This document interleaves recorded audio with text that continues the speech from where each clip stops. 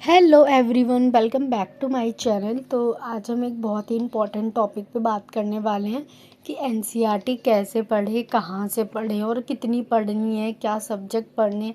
इन सारे टॉपिक्स पे बात करेंगे। आप किसी भी एग्ज़ाम की तैयारी कर रहे हो, सबके लिए एनसीईआरटी एक फाउंडेशन है, लेकिन प्रॉब्लम ये होती है कि शुरू कैसे करें। तो चलिए मैं आपको स्टेप बाय स्टेप बताती हूँ। तो बहुत सारे लोग होते हैं वो गलत तरीके से एनसीईआरटी को पढ़ते हैं, वो पूरी एनसीईआरटी पढ़ लेते हैं, लेकिन प्रॉब्लम क्या आती है कि बार बार भूल जाते हैं। फिर उसको जब दोबारा रिवाइज करने जाते हैं तो सारी चीज़ें सेम ही लगती है।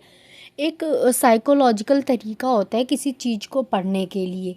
तो आपको वो तरीका समझना पड़ेगा कि आप किस तरह से पढ़ेंगे कि आप उस चीज़ को बार बार ना भूलें। तो मैं आपको एक एग्ज़ाम्पल दिखाती हूँ। लाइक आप ये देखिए, इस तरह से पढ़ना। तो ये जो बच्चे ने पढ़ रखा है, इसमें इतनी सारी चीज़ों को हाईलाइट कर रखी है उसने। तो ये रॉन्ग तरीका है किसी बुक को पढ़ने का। आपने एनसीईआरटी पढ़ी, हाईलाइट कर दिया, पर आपने इस चीज़ को कहीं भी नोट नहीं करा, ना इसको कहीं लिखा। तो और अगर आप लिखते हो तो आप जैसे बुक में लिखते हो, आप लोग सेम उसी तरह लिख लेते हो। तो ये चीज़ें रॉन्ग है, आपको बिल्कुल भी ऐसे नहीं करना है। तो चलिए मैं आपको स्टेप बाय स्टेप बताती हूँ कि आपको एनसीईआरटी पढ़ना है कैसे। सबसे पहले आपको सिलेबस डाउनलोड करना है ऑफिशियल वेबसाइट पे जाके। वहाँ पे आप जिस भी चीज़ की तैयारी कर रहे हैं आपको उसका सिलेबस डाउनलोड करना है, उसको अच्छे से एनालाइज करना है, देखना है कि आपको क्या पढ़ना है, कैसे पढ़ना है। और एक और बात, आपको कोई एक सब्जेक्ट नहीं पढ़ना है कि आपको पैडागॉजी पढ़ना है तो हम बस एनसीईआरटी कर लेते हैं उसी की। नहीं, आपको सारे ही सब्जेक्ट की एनसीईआरटी पढ़नी है। Hindi, English, EVS, math. तो अब होता क्या है कि आप लोगों ने एनसीईआरटी पढ़ ली, बट आप लोगों को समझ ही नहीं आई। कैसे समझ आएगी? क्योंकि ना आप लोगों ने उसको कहीं लिखा, ना आप लोगों ने उसके शॉर्ट नोट बनाए। और अगर आप लोगों ने उसके शॉर्ट नोट बनाए भी है तो आपने एग्जैक्ट जो एनसीईआरटी में लिखा हुआ है आपने वही चीज़ें जाके वहाँ पे नोट कर दिया। तो आपको समझ कैसे आएगा? जब आप दोबारा पढ़ने जाओगे तो आपको तो वो सारी चीज़ें न्यू ही लगेगी। आप जब भी एनसीईआरटी पढ़ रहे हैं तो आपको जो मेन मेन चीज़ें उसको हाईलाइट करना है, प्लस आपको शॉर्ट नोट्स भी बनाने हैं उस एनसीईआरटी बुक का, चैप्टर का, जो भी आप रीड कर रहे हैं, पढ़ रहे हैं। आपको उसके शॉर्ट नोट बनाने हैं। और शॉर्ट नोट ये नहीं करना कि आप एग्जैक्ट एनसीईआरटी ही लिख रहे हैं। आपको अपनी लैंग्वेज में लिखना है, जो लैंग्वेज आपको समझ आ रही हो, हिंदी हो, इंग्लिश हो, या आप मिक्स करके लिखना चाहते हैं मिक्स करके लिखिए। बट आपको नोट्स अपनी लैंग्वेज में लिखने हैं ताकि जब आप रिवीजन कर रहे हो तो आपको फटाफट से वो चीज़ समझ आ जाए। आप पीवाईक्यू के पेपर को देखिए ताकि आपको पता चले कि हाँ, अगर मैं ये चीज़ कर रहा हूँ तो ये चीज़ एनसीईआरटी की बुक में थी, ये चीज़ आई हुई थी। आपके कॉन्सेप्ट भी क्लियर हो साथ के साथ। तो अब बात करते हैं एमसीक्यू सॉल्व करना। जो एनसीईआरटी के बुक में एमसीक्यू और टेबल एक्टिविटी वगैरह दे के रखते हैं, उसको आपने देखा ही नहीं तो आपको पता कैसे चलेगा? आपको बच्चे के अकॉर्डिंग पढ़ना है। आप ये सब नहीं देखोगे तो आपको पता कैसे चलेगा कि बच्चे को कैसे पढ़ाना है? ये सब बहुत ही ज़्यादा इम्पॉर्टेंट है, तो आप लोग इनको ध्यान से देखिए। तो मैं आप लोगों को एग्जांपल दिखाती हूँ कि डायग्राम्स क्यों इम्पॉर्टेंट है। एनसीईआरटी की बुक में, क्लास थर्ड की ईवीएस की बुक में एक चैप्टर है डाल डाल पर ताल ताल पर।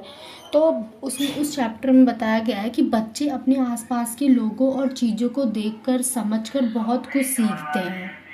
तो इस चैप्टर से बताया है कि मतलब क्लास के बाहर भी आप बच्चों को ले जाइए, उसका अवलोकन कराइए। क्लास में बैठकर केवल बुक से पढ़ाई मत करवाइए। तो ये वाला डायग्राम है, इसमें कैसे एक ही डाली पे जीव जंतु मतलब चींटी सब लोग बैठे हैं। तो ये सिर्फ बच्चे को बुक के अंदर ही नहीं दिखाना, ये सब बच्चे को रियल लाइफ में भी दिखाना है, क्लास के बाहर भी लेके जाना है, ताकि वो ज़्यादा सीख पाए, समझ पाए। तो इसलिए आपको सारे डायग्राम अच्छे से देखना है। अगर आप डायग्राम्स को देखोगे ही नहीं तो आपको पता कैसे चलेगा कि बच्चे को पढ़ाना कैसे है और क्या इम्पोर्टेंट है। तो पीआरटी के लिए कितना पढ़ना है? अगर आप पीआरटी की तैयारी कर रहे हैं तो आपको ईवीएस फर्स्ट टू फिफ्थ पढ़ना है, मैथ्स फर्स्ट टू फिफ्थ पढ़ना है।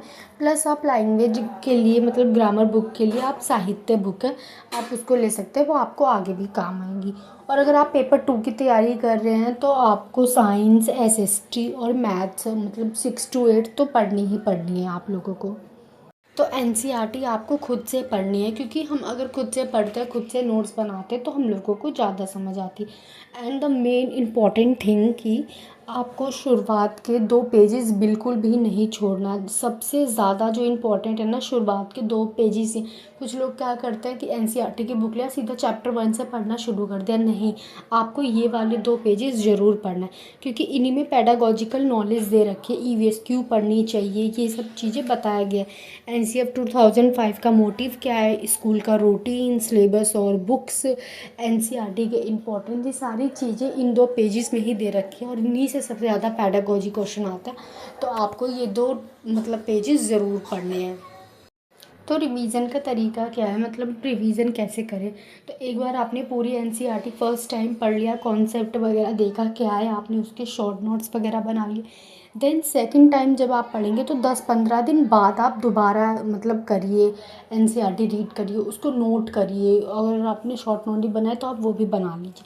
देन थर्ड टाइम आप कब करेंगे, एग्ज़ाम के पहले, थोड़े दिन पहले जब फाइनल होगा तो आपको फाइनल रिवीजन करनी है। आपको दोबारा एनसीईआरटी पढ़नी है पूरी, और जो आपने शॉर्ट नोट बना रखे हैं आपको वो देखना है, प्लस जो आपने 1 वर्ड वाले क्वेश्चंस बनाए हैं आपको वो देखना है। तो अब बहुत सारे लोग पूछते हैं कि हम एनसीईआरटी पढ़े कहाँ से, क्या हम सारी बुक्स को खरीदें। तो नहीं, आपको सारी बुक्स खरीदने की ज़रूरत नहीं। आप एनसीईआरटी की ऑफिशियल वेबसाइट पे जाइए और वहाँ से आप बुक्स डाउनलोड करके आप ऑनलाइन पढ़ सकते हैं। पर अगर किसी को खुद से नहीं पढ़ने, उसको लगता है कि हम ऑनलाइन ही पढ़ेंगे, हमें ऑनलाइन ज़्यादा समझ आता है, तो मैं आपको नीचे डिस्क्रिप्शन में मतलब लिंक दे दूँगी। यहाँ से आप यूट्यूब चैनल है, वो एनसीईआरटी बहुत अच्छे से पढ़ाते, तो आप वहाँ से जाके पढ़ सकते हैं।